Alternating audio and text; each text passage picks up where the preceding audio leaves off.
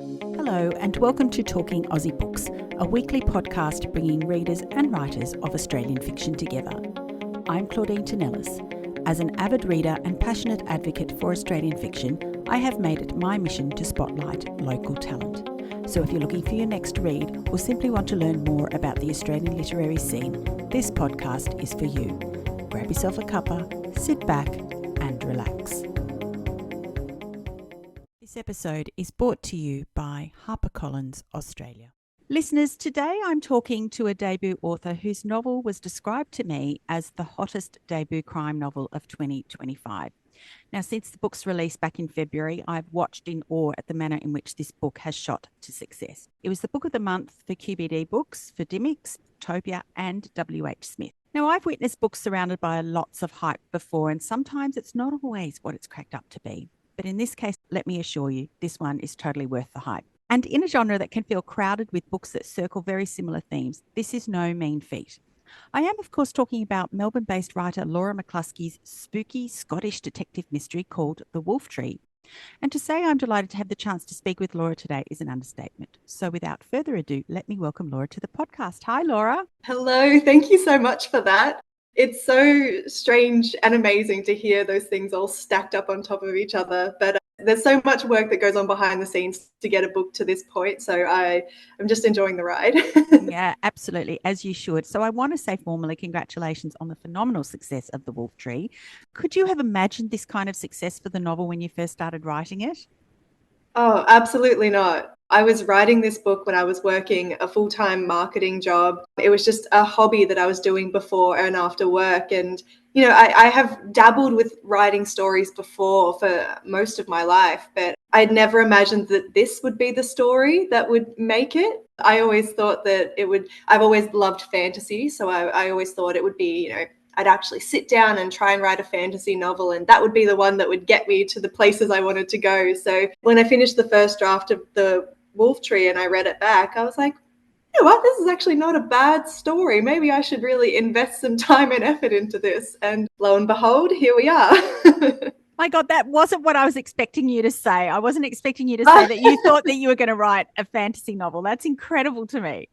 Yeah, well, I mean, I've always been a big fantasy reader since I was a kid and all through my teen years. And I had always had this, grand vision that I would write this new epic fantasy series. And then I came across the story that inspired The Wolf Tree, and I was so curious about what could have happened to the characters or to the people in this true story, that the only way to satisfy my curiosity was to write a story about it. And then, yeah, it just took me places.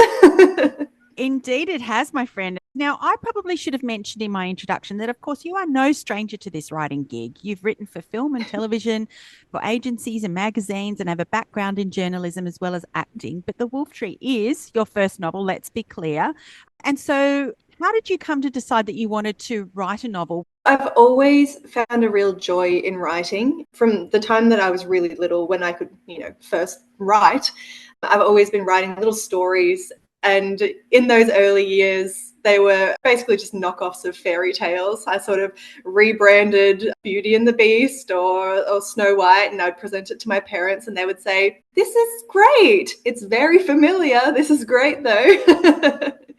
And then going into school, my strongest subjects were always English or creative writing or literature. I loved reading. I loved storytelling in different ways. I think I was a real performer as a child, just the child that's running around home kind of singing, dancing, very badly to both. But yeah, I think I just always had that sort of performative edge in me, which I really loved to turn into stories. So when I got into university, I thought that I wanted to be a journalist. I thought that that's the way that my storytelling was meant to come out of me. But I think it was probably something I should have realized earlier. But the fact that I was doing so much better in my creative writing course, in my filmmaking classes, screenwriting classes, than I was in my journalism subjects, that really should have told me something about where my interests and my passions lay. But it wasn't until after I graduated uni and I started working in marketing and in publishing fields that I was like, oh,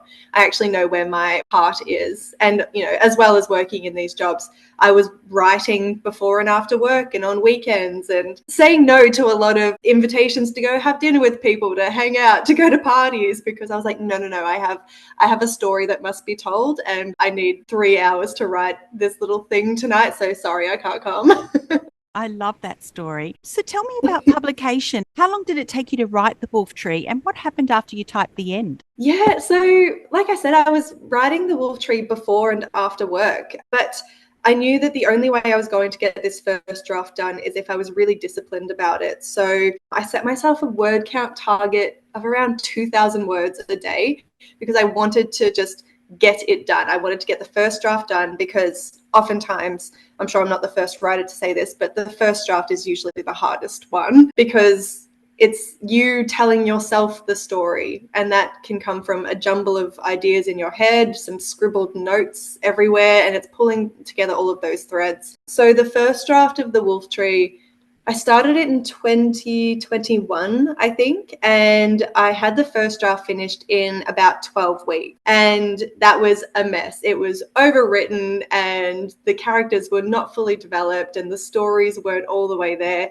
But I knew it sort of had the foundation to be something really good if I went back and put the time and effort into it. So over 2021, I worked on it. I did a few more drafts just working on it by myself. And then it got to a point where I was like, I feel like if I keep working on it, I'm just going to rip it apart and take away some of the magic of it. So it got to that point where I was like, I need to get someone else in on this. Usually that first person is my sister. I send her everything I write and I say, all right, like, what are your thoughts on this? We have very similar tastes when it comes to reading, to, watching TV, movies, everything. So I trust her judgment on whether something feels good, even if she doesn't come at it with like, a technical editor's brain. So I get her feedback, and then I worked on another draft. And then I was like, all right, I'm going to try and get an agent. Let's see how this goes, because I'd never had an agent before. I wasn't involved in like the publishing world in that sense. So I didn't really have any contacts or anything like that. I didn't know anyone. So I just did a Google search for agents in Australia. I found an agent who was accepting unsolicited submissions. So I applied and they said, if you haven't heard from us within 3 months, it's a pass. So 3 months went by. 4 months, 5 months. And I was like, well, okay, that's fine. They didn't like the book. And then I think it was 5.5 or 6 months later, I got an email back from this agency. And spoiler alert, my agent, Tom, said to me, I really enjoyed this. Could you send me the rest of the book? And it was just that explosive feeling in my chest where I couldn't believe that someone outside of the bubble of me and my sister liked the book. And then he read it and we had a few meetings before he actually signed me up to his agency. We went back and forth on a few different ideas and tweaks and suggestions that he had. Then he came on board and I joined the agency. That was over 2022 into 2023, I think. I feel like my timelines are all muddled. No, maybe that was 2022. Gosh, who knows? I think that's actually something that I've learned about publishing, is how strange the timelines are. Like, sometimes it can be years and years and years, and then monumental things can happen within sort of a month, which is kind of what ended up happening with the acquisitions process. So it got to, I'm going to say June of 2022, and Tom, my agent, said, all right, I think we're ready to send this out to publishers. Let's get this out to people. And we ended up having a really amazing response. We had 4 publishing houses come forward with really strong interest. As you said, I'm based in Melbourne, so I flew up to Sydney and did some in-person meetings with publishing houses. And my very first meeting was with Harper Collins. They obviously had the luxury of being first to make an impression on me, but the way they spoke about the journey that they take their authors on, their commitment to building an author's career, I found really attractive, since, this is my debut and I really wanted to turn this into my career. It was just kind of a no-brainer. They were the ones that I wanted to go with. So yeah, that's how it all kind of went down, really. I'm guessing that with a name like McCluskey, it was no coincidence that you set this story in Scotland. So you mentioned this fictional story. Well, you mentioned the story about these mystery lighthouse keepers, but what set you on the path to setting it on the fictional island of Elan Eda? I'm not even sure that I've said that correctly. No, that's okay. I've heard a few different pronunciations, but the one I most confidently go with is the audiobook narrator pronounces it Aelin Ada. So yeah, I came across this story back in 2021 about these three lighthouse keepers who vanished very mysteriously off this tiny island off the west coast of Scotland. On that island, the real island, it's basically just a tiny rock with a lighthouse plonked onto it. There's no community, no village, there's no other people coming and going. It was just these men. And then in 1900, their replacement crew came to pick up these men and bring the next lot in, and they had vanished, and there was no indication as to what happened to them.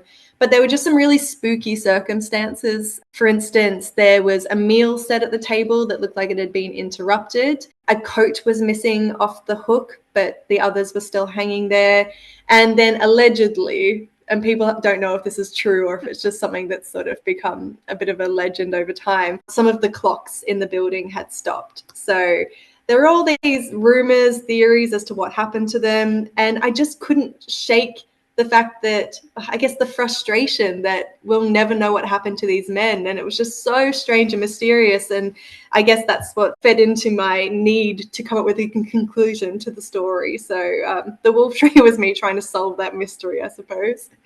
So there was that kernel that lodged into my brain that wouldn't go away, but also the tie that I have to Scotland. My dad's dad was born and raised in Glasgow before he moved to Australia. And there was always this sort of innate curiosity about Scotland. The first time I visited there back in 2017, I stepped off the plane and went outside the airport, and it was just sort of this feeling of, I mean, it's such an incredible country. It's so ancient, but blends in the modern world in such a seamless, magical way. Walking through Edinburgh, it really did feel like stepping back through time. So the fact that I went on to write a story that sort of bridges these two different timelines and explores this ancient mystery, it felt like it could really exist in a place like Scotland. So yeah, quite a few factors feeding into it. And yeah, my surname is a bit of a giveaway.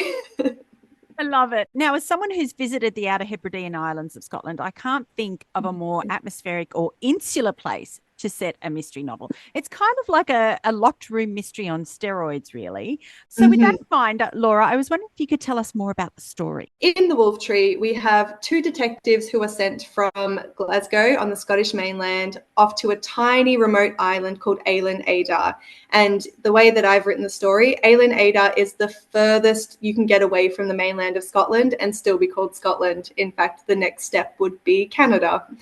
So it is a remote island, it is isolated, and when our main characters, Georgina Lennox and Richard Stewart, arrive on the island, they very much get the sense straight away that they have stepped into a place that's trapped in time. They arrive to investigate the death of a teenager, and it appears that he has taken his own life by jumping from the island's lighthouse, which was in operation up until 100 years ago, because 100 years ago, 3 keepers disappeared under mysterious circumstances and had never been seen again. So they arrive onto this island that's already steeped in its own kind of infamy and folklore, and they find a community that is trapped in time and has their own ways of operating, of dealing with each other, of interacting. They have their own customs and traditions, and they find themselves very quickly wrapped up in all of these secrets and these whispers, and the villagers behaving very strangely as they go about their investigation as to what happened to this teenager. And then, of course, our main character, George, comes across this story of the lighthouse keepers, and she sort of finds herself simultaneously investigating both mysteries at the same time. Look, this is meant to be an open and shut case, really. So DIs, Lennox and Stewart are meant to simply dotting I's and crossing T's, but it soon becomes apparent that the islanders' hostility towards them as mainlanders has a sinister undertone. It's more than just being wary or suspicious of mainlanders, isn't it? Yes, definitely. So, yeah, like I said, they arrive onto this island, and it has been so long that the people in this community have had to really look after themselves, that they've developed this survival instinct where, you know, it's close ranks. So when we have these 2 detectives arrive who are asking all of these, what they think are pretty simple questions about this teenager, you know, what was his behavior like leading up to his death? Did he have anything? Did he have any enemies? Did he have any sort of problems going on with friends, family, partners? They find themselves getting really strangely shut down in their lines of questioning by people. And then they also have other people in the community taking them on kind of wild goose chases in their own lines of questioning and answers. It's a very fun setting to send two detectives into, because you're right, they think it's an open and shut case. They think that this teenager was in a place in his life and with his mental health that he just couldn't do it anymore. And they think that this is just going to be an easy case, that they'll get there, they'll tick all the boxes, and then they'll go home, close that case. And George, it's actually her first case back after she experienced a pretty significant workplace trauma a few months prior. They think that it's sort of the perfect case for her. It's a pretty simple one. It's a sad one, but once you get this done, we'll know that you're back and ready for really hard cases again, which is what she's good at. Yeah, and they certainly discovered that this case isn't as open and shut as it appears. Yeah, absolutely. And it's almost sort of pitched to her as a benign kind of, investigation. But what I think you've managed to do so well in this book, Laura, is infuse a complete menacing undertone to the book. And you've done this through the constant threat of the weather.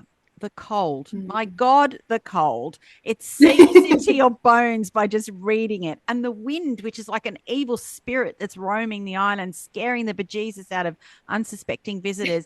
Then you've got the sheer physical danger that comes with being on a remote island in the middle of the North Atlantic, the darkness that comes early during winter, the lack of street lighting, and most importantly, and I think a lot of people don't kind of really appreciate this, but there's no mobile phone coverage or internet service on this island. Add to all of that is the superstition and strong folklore that runs through the islander community. It's like this perfect storm of circumstances that makes such an ideal location for this mystery novel.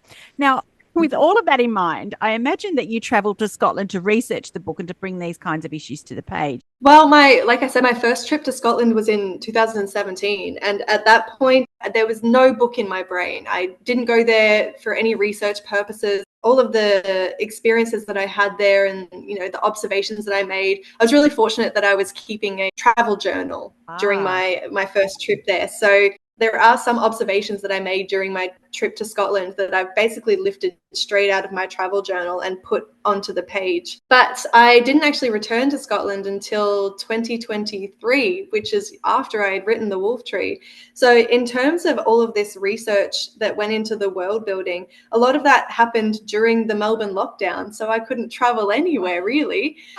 So, of course, all of the traveling had to happen via the internet, which just meant that I spent so much time researching. I was reading daily logs of people who live out in the Outer Hebrides to see what their day-to-day lives are. I was watching so many YouTube videos of people exploring the islands, taking, tourism videos about the history of the place and the geography and the topography, what the weather patterns are like. Gosh, I read so many weather reports the stretching over the last 100 years.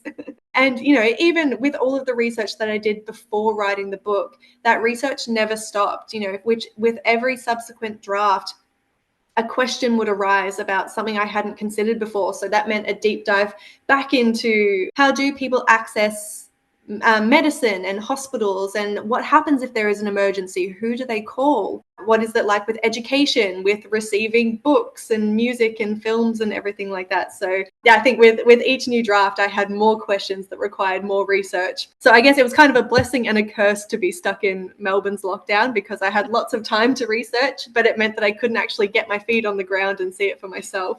Oh, okay. That's astonishing. I'm so glad that you kept that travel journal. Oh my gosh, me too. That is a tip for everyone. Keep a travel journal and just write everything. I knew that when I was writing The Wolf Tree, I wanted to create an immersive experience for readers. You referenced the fact that it felt cold and this wind had this really ominous feeling. And in my travel journal and in my later travel journals that I've taken when I've traveled, it's all about writing down the sensory experiences of places. So the sights, the sounds, the smells, what you hear, what you feel, what you touch, and using all of that information and trying, hopefully, to successfully put it into the book so that when readers step into into George's shoes, they feel what she's feeling, and hopefully get carried on that journey with her. Absolutely. Such an evocative read in that respect, Laura. Anyone who's been to Scotland or read books set there will understand the role of religion and superstition in terms of Scotland's history and society. And you've mentioned some of these in the book. There's a curse which someone leaves at the house where George and Richie are staying. Then there's the reference to the weather god, Gentle Annie, and the fact that red-headed women are seen as bad luck for boats. So I was wondering if you could talk a little bit more about this and why these were things you wanted to include and explore in the novel. Yeah, I've always found it really interesting, the fact that there are so many places in the world where religion and folklore can exist hand in hand. I think Father Ross, one of the characters in the book, explains it. This adherence to their religion and to their ancient customs. Both of them require sacrifice and they require dedication. So it makes sense that these two things can exist hand in hand because they require the same amount of passion from the person. When I first went to Scotland, that was something I learned as I was traveling around and doing lots of tours and listening to people speak about the different regions of Scotland, is how religion and sort of all of these customs and traditions have woven into each other over time so that the two can coexist in this really interesting way. It's not like one of them negates the other. You can't believe in one thing just because you believe in another. And it was really this sense of duality that created the foundation of the community that I created for the Wolf Tree. These people who are so pious and believe in God and they're at church every single day also have this other side to them where they don't let a red-headed woman approach the boats because it's terrible luck. That boat will sink if a redhead goes near it. And even there are little moments where one of the characters, Cecily, she makes George a cup of tea and she notices that some tea leaves are floating on the surface and she goes, oh, that means that you're about to get a letter. And so even just these sort of day-to-day little funny customs that they have, it's something that I observed in person, but also as part of my research. That was something I was really interested in. Actually, I was at an event last month, and a man came up to me afterwards, and he was Scottish, and he said I was, born, raised, lived most of my life in Scotland. And he goes, that was something that I found really truthful about the Wolf Tree, was that blend of religion and superstition. So he was saying that even to this day, whenever his wife accidentally puts her shoes on a table, he'll go, you can't do that. You can't do that. That's inviting all manner of bad things to happen. And she sort of grumbles and goes, okay, puts her shoes off the table. But he was saying, even after all this time, after many years of living in Australia, he still holds on to these beliefs. Yes, so interesting. This book is so far from anything like the book that I'm going to mention, but the Outlander series, I don't know if you're aware of that. I love. Yes, I'm a huge fan, as anyone who regularly listens to this podcast will know. And this is something that is explored in great detail in all of these books. It's just the highly superstitious nature of Scottish people. Mm-hmm. Absolutely, yes. It's so interesting because, in the Outlander series, you have Claire, the Sassenach. She's coming in and similar to George. And I guess what works so well for a lot of these kind of small town mystery crime books is when you have the outsider come in and they are basically a blank slate. So you get all of the locals teaching them the ways, and this outsider, this newcomer, finds them so strange until they start to experience some of the consequences of not doing things the right way. And obviously in Outlander, there's some moments of like magic realism kind of where Claire's like, I don't know what I believe anymore because I'm seeing things that go against what I've always believed. And, she's a woman of science. She's a woman of medicine. And with George in the Wolf Tree, she is a detective. She sees things in black and white. And then to come onto this island where people so passionately believe that there are terrible consequences if you do things in a certain way, or you don't respect God and you don't respect the weather god.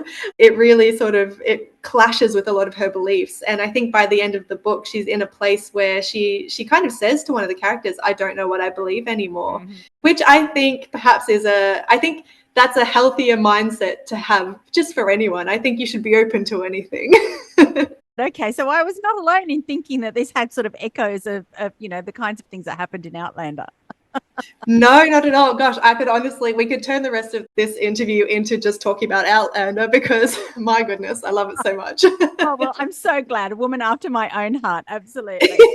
So talking about Scottish folklore, obviously there is a wolf theme that is running throughout this book, not only because it's called the wolf tree, but there is also this element of the wulva. So that we've got these sort of symbols that appear on the lintels above doors throughout the book, and also the howling wind that resembles the howling of a wolf, I guess, for want of a better phrase. So tell me about the wulva and why this was something you wanted to include in the book. The theme of wolves came from a plot line that actually got killed in one of the first or second drafts. So it's something that evolved with every single draft until it kind of became exactly what the story needed. Originally, I had an idea for basically the same setup. It was detectives arriving on this remote island. But I had been inspired by this academic article slash essay written by this man who was studying wolf behavior in Yellowstone National Park. Oh, okay. And he was talking about how the alpha of this pack that he had been tracking, it was getting quite old, and he knew it was getting to a point where one of the younger alphas would probably challenge it and kill it and take over the pack. But what was really unique about this alpha is that instead of waiting for one of the younger wolves to challenge it, it actually separated itself from the pack, went back to one of its former sort of nesting sites, and just laid down and really peacefully passed away instead of this big violent act. That was going to tie into what I thought the wolf tree was going to be. I thought there was going to be this kind of beautiful sacrificial moment. And I suppose, to a degree, that theme kind of still does happen towards the end of the book, but I thought it was going to look so different. But no, that ended up changing wildly in like the first or second draft. And so I knew that I wanted to keep this theme of wolves in though. And it just so happened that in my research into Scottish folklore, I came across these creatures called wolvers. And they are sort of wolf humanoid kind of figures. They are predominantly seen up in the Shetland Islands, but they feel that a lot of these stories would have traveled with fishing boats, so down to the Western Islands. Yeah, it just fit the idea of these wolvers being protectors, being providers, kind of looking after their own. One of the attributes of a wolver is that if they come across people who are hungry, they'll share their fish with them. So the idea of this community kind of circled around this creature that provides and protects, I found really appropriate for the setup that I was trying to do for the story. Yeah, indeed. Very, very clever. So, this is a police procedural book, and you've introduced these two wonderful characters in George Lennox and Richie Stewart.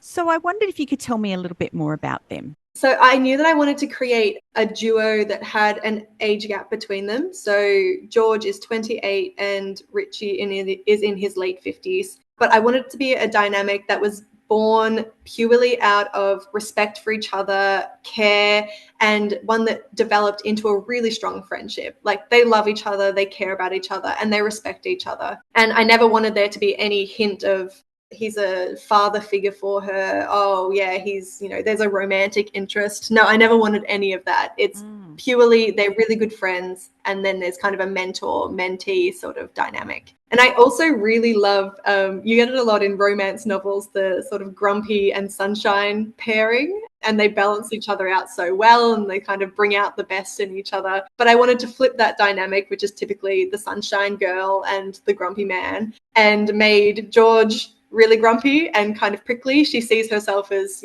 not very friendly. She doesn't have a lot of mates. And then Richie is just a burst of sunshine. Like his favorite thing in the world is small talk. Who does that? Who actually thinks that?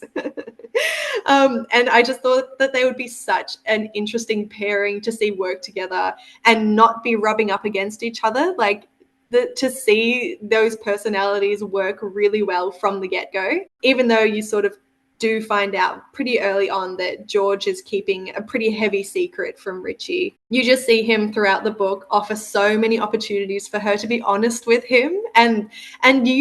What I hope is the way I've set him up, that he will not judge her. That he will accept whatever she has to say and he will look after her. But she's just driven by this fear of looking weak, of being judged, of not being able to do her job properly. She's so defensive that her secret eventually comes out in a pretty awful way, and it leaves their relationship quite damaged. Yeah. But, that's something we get to explore in future books.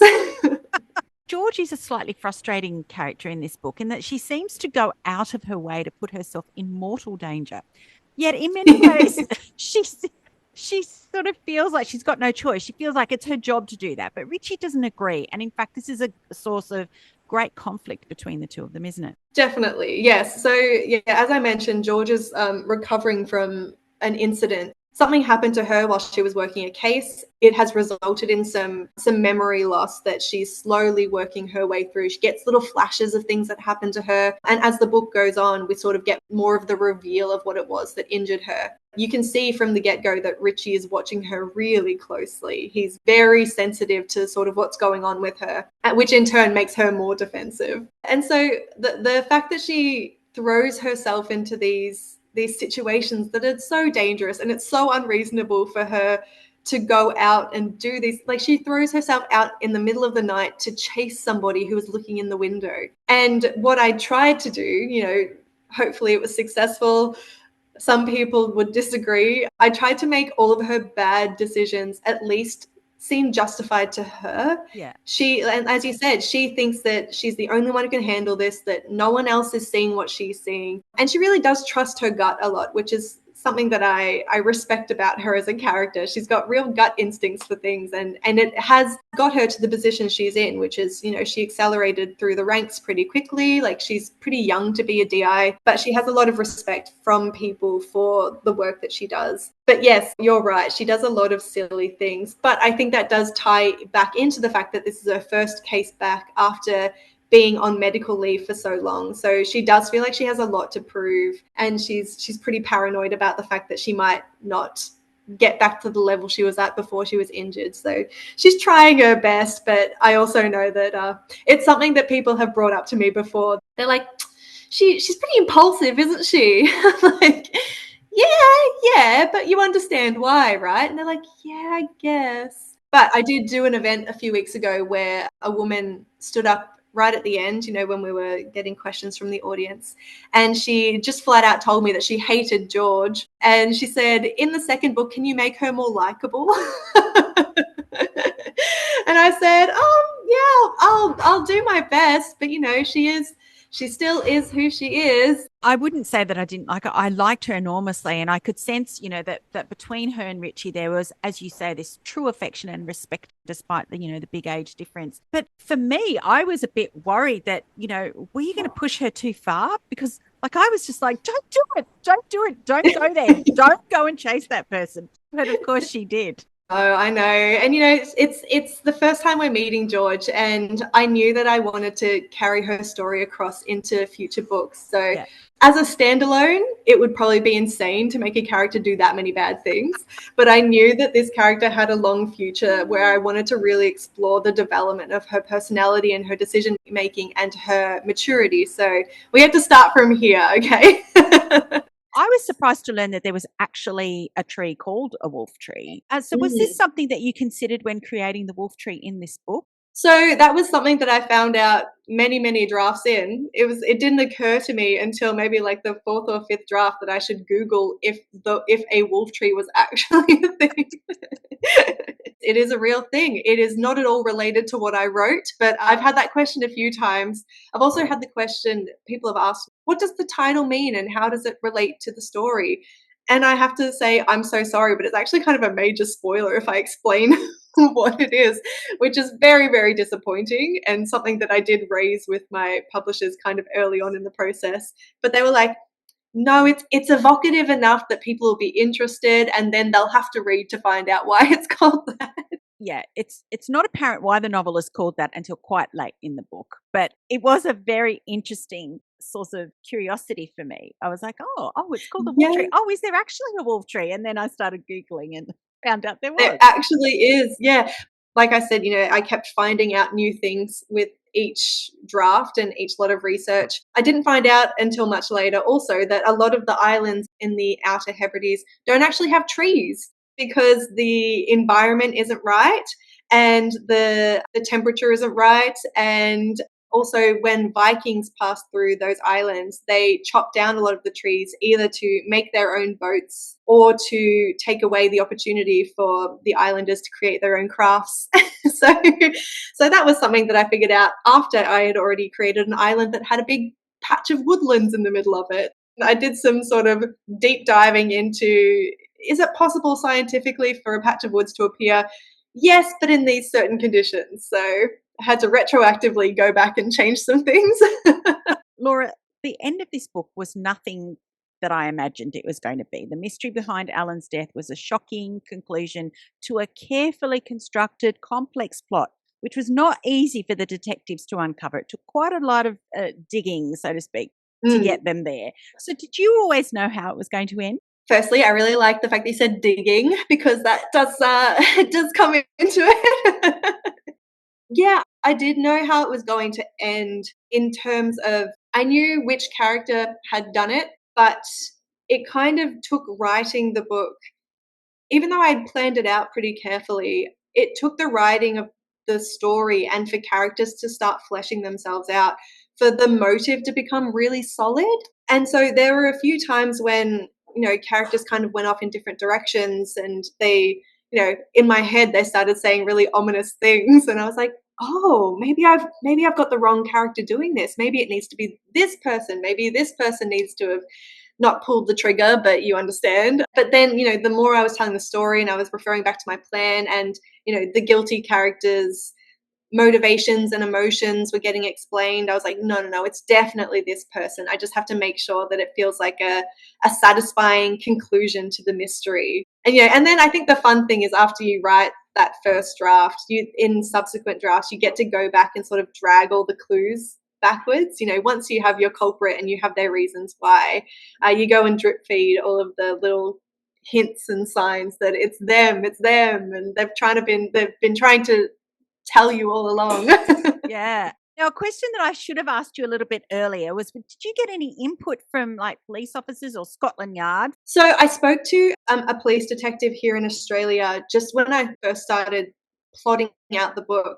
I asked some initial questions about, can George be 28 and have achieved this rank? Does that make sense? But again, I was in lockdown, so actually going and traveling to talk to people wasn't an option. So I ended up doing what I did with, the landscape of the book, which was researching everything. I read a lot of articles and reports and journals from police officers who are Scotland based, did a lot of research into what it looks like rising through the ranks. I read a lot of reports about women in law enforcement in Scotland, particularly because I wanted to learn not only the statistics of it, but I wanted to learn about their personal experiences of being female people on the job and what it's like, not only being a detective, but what is it like when you first start out, when you go through the academy, when you are out on the streets doing your very first sort of beats as a constable. Because I'm Melbourne based, I was really paranoid about making sure that the details were right, because I was very audacious in setting this in a country that I didn't live in. I think I went above and beyond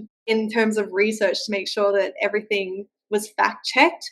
But at the same time, it's a detective story, but it's not too heavy on the details of a procedural. So, we never get sort of a interview begins at 9:17 a.m. We're here with da da da da. It's probably a looser take on the actual strict procedure that police have to follow. But I think that's because I wanted to spend more time building the world rather than sort of telling a police story. Yeah, and hopefully it worked.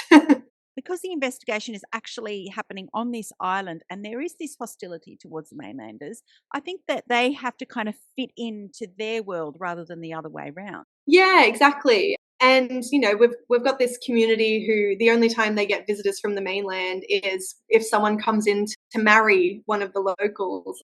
In the first couple of pages, the police captain who's dropping George and Richie off on the island, he says, one time one of our boats had to drop some of the islanders off after their boat broke down, and that's the last time any of us have been here. So I think George and Richie understand, well, definitely George does understand very quickly that they're arriving into a place that is not used to seeing new faces, and that they need to adjust the way that they do things and need to modify their behavior in how they go about these conversations. So maybe that does sort of tie into the the last thing that I was saying, where it's not very procedural heavy in terms of the, like, here is the ABCD of how to run an investigation. It really is a lot of talking and a lot of George observing people and behaviors and things like that. I think they're wary of going in too heavy because they know that they'll scare these people off because they're just not used to new faces. If there was one thing you'd like readers to take away from this novel, what would that be?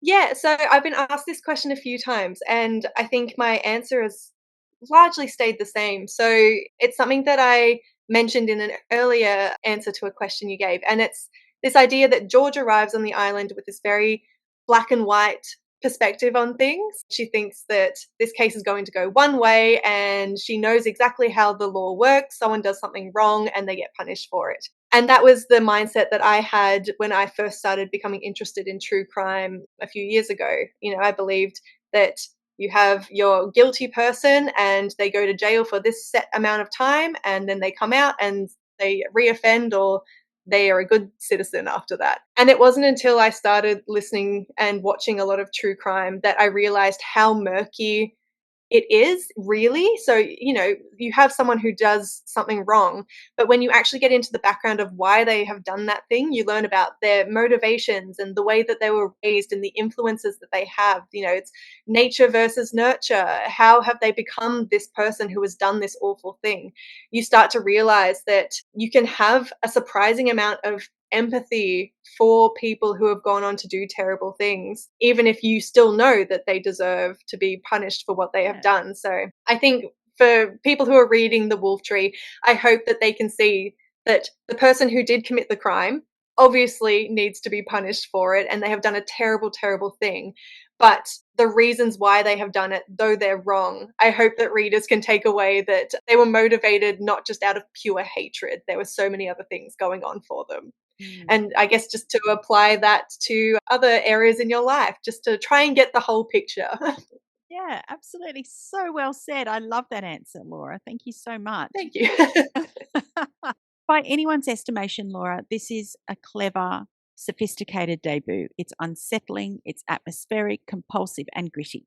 So, with that in mind, I wondered if you had some advice for other writers out there looking to get published. I've listened to a lot of authors talk about this and get asked this question, and we all eventually say the same answer, which is to be a great writer, I think you need to be a big reader. You need to read a variety of genres and see how other people tell their stories. It'll make your writing so much stronger once you understand what works across different genres, but also what you personally find doesn't work, so that you can write a story that ticks your own boxes. And then I think it's also something I said earlier. Your first draft is going to be so ugly. It's going to be a mess. It's going to have massive plot holes. Things aren't going to make sense. You'll have sentences that go nowhere and you never see a character again that you've brought up in the first few pages. I think the aim is to just get this first draft down. That is you telling yourself the story. Then your second draft is you telling someone else that story. And that's where you get to clean it up. And every subsequent draft after that will get better and better and better. You just have to get the ugly version down on paper first. And it feels like a mammoth effort sometimes. And it feels, I'm sure you'll question yourself a million times throughout the process. But once you get to that end and you type the end, just there will be a weight that comes off you because you have told a story once, you can do it again. Oh, thank you. That's so generous. Such a lovely answer to a very complex question. And I think a lot of people feel a little bit worried about being cliched about their answers. But I find that despite feeling like it might be a cliche to say it, everybody adds their own spin to what is essentially Oh, a good. very difficult question. But, you know, also if you've got so many writers roughly saying the same thing, then you know that that's the answer. Absolutely, absolutely. So you said it before, but we haven't seen the last of George and Richie, which is great news for me. So what else do you have? Yeah. What else do you have planned for them? So my second book, which I don't think I can officially say the title of, nor can I say when it's coming out. I don't have approval for either of those things. But we'll have George and Richie return for another story. So I can say it picks up roughly about 10 months after the events of the Wolf Tree. So things have settled down a little bit. They're back into their lives, back into work. However, the way we end George and Richie's relationship at the end of The Wolf Tree, they're a bit fractured. And that is kind of where we pick up in the second book, with their relationship still a bit strained. However, there is a brand new case. There is a body that's found up in a remote area of the Highlands, and that case links them back together, and they're sent out to go and investigate it together. I'm sure that you hate when people say, I can't wait for the second book to come out because you just finished the first one and you're still in the process of, doing publicity for this one. And so it probably feels like another big mountain to climb. But honestly, you've created such an appetite for your stories with this book. Oh, thank you so much. And no, it's actually a really lovely feeling to know that people care about these characters so much that they want to see them again. I think for any writer, that's sort of the best feedback you can get. So I'll keep delivering these stories as long as people want to hear about them. Absolutely. Laura, what a complete thrill to chat with you about this incredible book. I wish you luck with what I know will be an incredible career. Thank you so very much for joining me on Talking Aussie Books today. Thank you so much for having me. That's it for this episode, folks. Hope you enjoyed this conversation as much as I did. If so, I'd love it if you'd leave a review on your preferred listening platform, which may include Apple Podcasts, Spotify, or Amazon Music. Until next time, friends, happy reading.